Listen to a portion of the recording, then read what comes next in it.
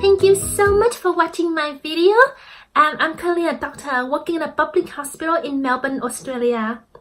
And today I would like to talk about the challenges I went through when I was a medical student.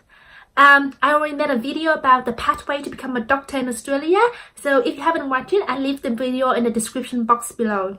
The first challenge is the length of study. Studying to become a doctor takes a very long time. So in Australia, for the majority of universities, you cannot study medicine straight after year 12. You have to study a bachelor degree first, which would take 3 to 4 years, and then you would do a 4 years Doctor of Medicine degree.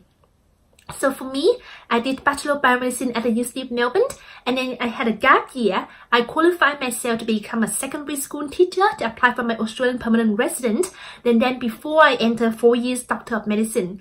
Therefore, it took me 8 years to become a doctor. And even if you didn't have to qualify yourself to get Australian permanent resident, it would still take a local student like from 6 to 8 years to become a doctor in Australia.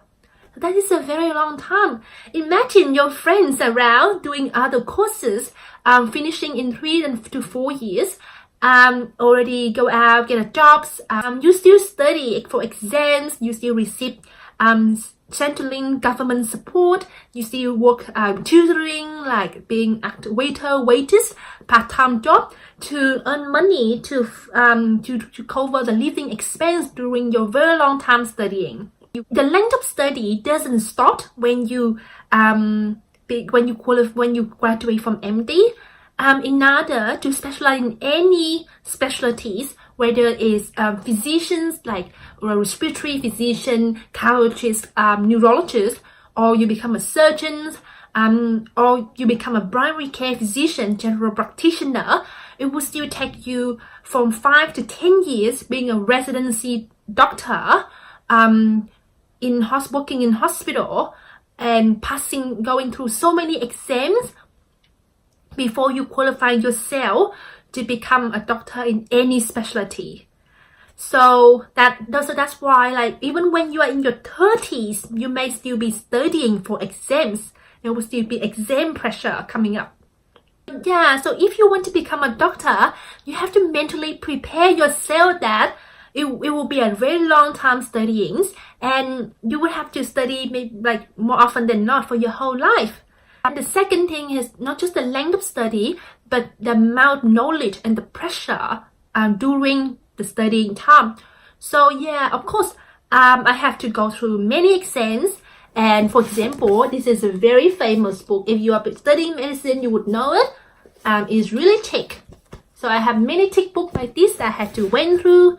And I really thank the support of my friends. I'm so lucky that I have amazing friends that we really support each other. Without my friends, I don't think I could get through to become a doctor. I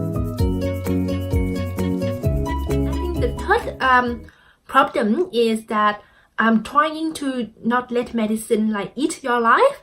It's like always like you have another activities outside medicine. Because more often than not, you go to lecture studying, and then you go home, you study as well, and then on the weekend you also study with your friends for the next exams. So it's very easy for medicine to take up your whole life. Like, there are many times I feel like my life is just surrounded by books and surrounded by medicines only. So I have to make up a lot of other activities to try to broaden my experience, to try to make time for my family, my friends.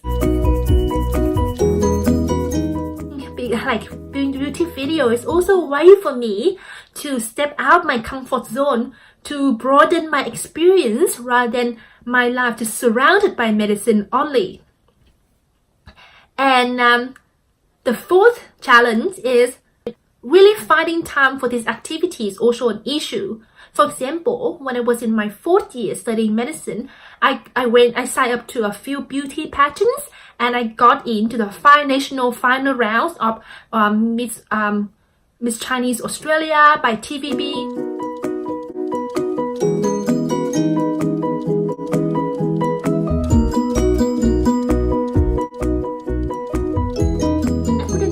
had the time to follow the final rounds. They had to withdraw because uni, like the uni didn't let me skip class for 1 or 2 weeks to enter the final round of these beauty pageants. And then I understand that my study is always the priority. Other things I just add on extras for the fun in my life. And then I think the final problems I have was really, I think if you're girls, you would understand this more. The female do bear more pressures because our youth is really like shorter than the men. And for me personally though, my health is not that great either. So many times, I feel like a mental challenge that whether I'm making the right decisions, that I have to keep asking myself. And many times my family do feel like I'm putting too much pressure on my own shoulder, and they just want me to have a more easy, more relaxing life, which I understand. But then I always remember the reason why I studied medicine is because my mom passed away when I was 10. I really want to look after patients who was similar to my mom was before. And I got through so many things to get to where I am today. I cannot give up. And and then I have to really actively help myself to look after my own health, look after my skin, my hair, look after my health. So I also like maintain my femininity because I don't want the stress in medicine to even like take away my femininity because I'm a very feminine girl at heart. So these are some of the challenges I went through when I studied during my study time. There will be many more challenges during my actual time working as a doctor that I would like to share with you in the future. So that's it for the video for now, and I'll see you in the next one. Bye bye.